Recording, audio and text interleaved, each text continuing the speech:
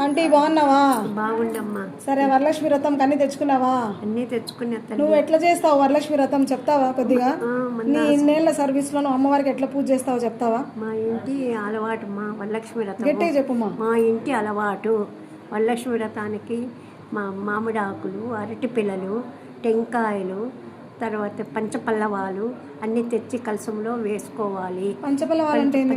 మామిడి, మేడి, మర్రి, జువ్వి, రాగి, ఈ ఐదు పంచపల్లవాలు ఎగుర్లు కానీ ఒక్కొక్క ఆకు చొప్పున కలసంలో వేయవలెను.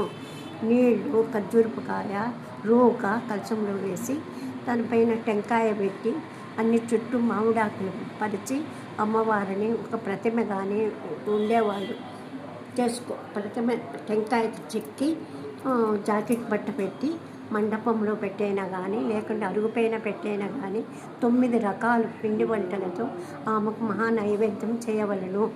చాటలు వాయినాలు ఇచ్చేవాళ్ళు, పద్ధతి ఉండేవాళ్ళు ఇవ్వవలను. అమ్మవారికి నువ్వేమేమి చదువుతావు అండి? నేను లక్ష్మీ అష్టోత్తరం ముందు చదివి చేస్తాం. మళ్ళీ దేవి కట్కమాల స్తోత్రము, కనకదార స్తోత్రము, సంపదలిచ్చు మణిదీప వర్ణన అది కంటిన్యూగా 3 చదివి మహా నైవేద్యం ఇచ్చి ఆ తర్వాత చాటలు వాయనానికి ముత్తైదులకు పేరంటాలకు పిలిచి ఆ తర్వాత నేను అంతవరకు ఏమీ ఉపవాసము టెంకాయ కొట్టినాక ఉపవాసం వదులుతాను. అంతవరకు ఏమీ తినను. ఈ వరమహాలక్ష్మిని కోరిన వారికి కోరిన కోరికలు ఇస్తుంది. సంతానం లేని వారికి సంతానం ఇస్తుంది.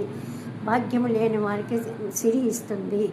తర్వాత విద్యాలక్ష్మికి విద్య కావాలనే వాళ్ళు విద్య కోరుకునే